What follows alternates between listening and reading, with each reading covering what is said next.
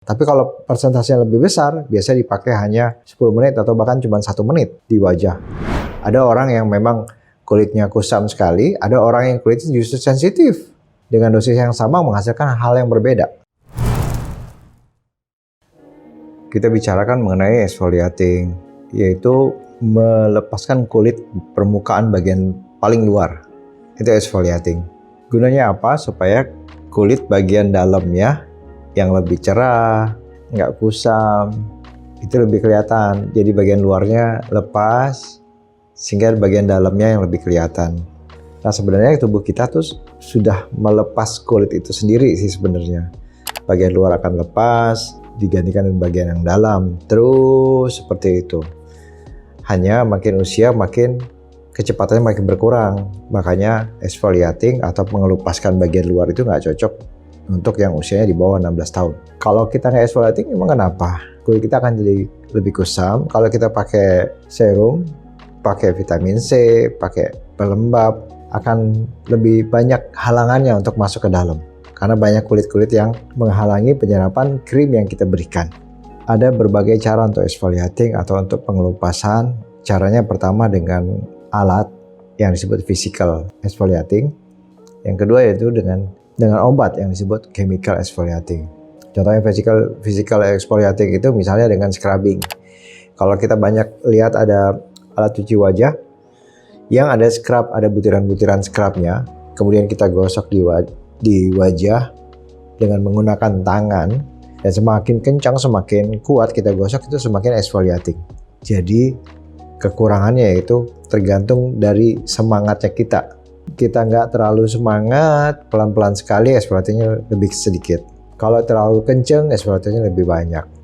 Nah itu kekurangannya. Susah ngukur kekuatan tangan, setiap orang beda-beda. Pakai ke satu orang lain dia akan memperlakukan yang berbeda. Nah itu exfoliating physical dengan menggunakan scrub.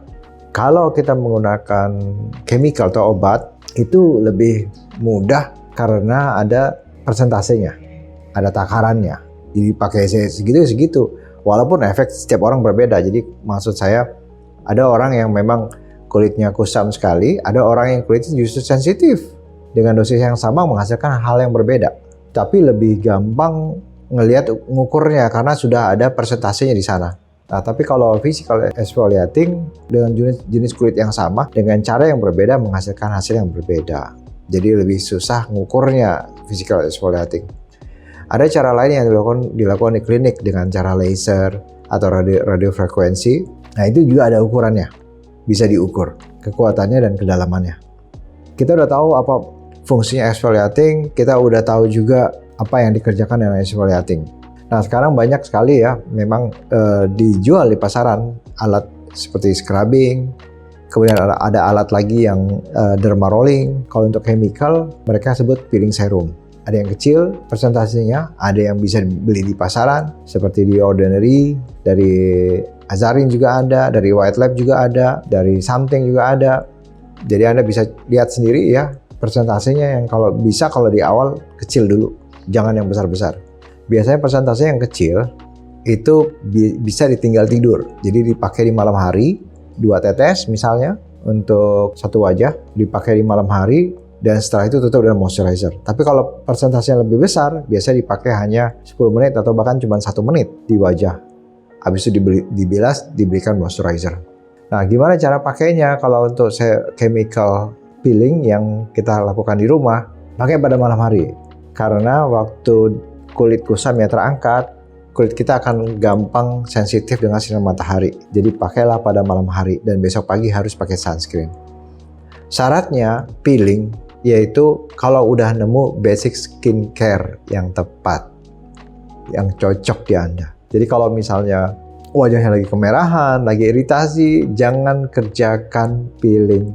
Walaupun itu physical peeling atau chemical peeling. Jadi pastikan kulit Anda sedang baik-baik saja.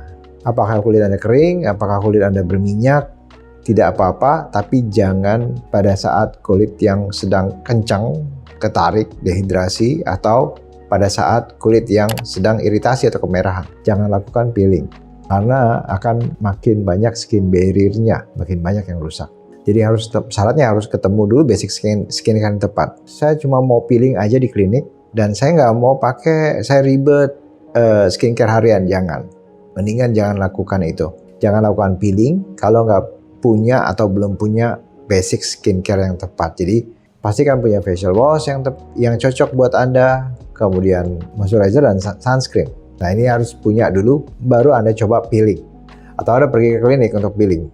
Seminggu sekali. Paling banyak seminggu sekali kalau di klinik. Paling banyak, dan itu juga mesti hati-hati. Mesti rasakan dulu kulitnya, karena dosisnya bisa diatur sih sebenarnya kalau di klinik. Bisa dosis yang mulai rendah, dosis yang lebih kuat lagi.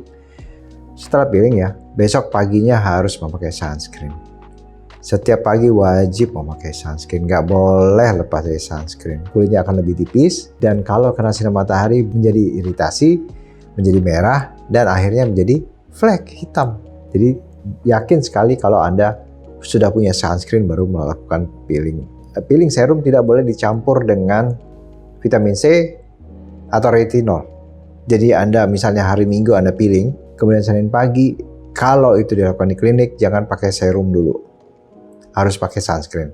Tapi kalau Anda lakukan itu di rumah, dengan dosis yang kecil, besok pagi Anda boleh pakai serum. Misalnya serum niacinamide atau serum vitamin C.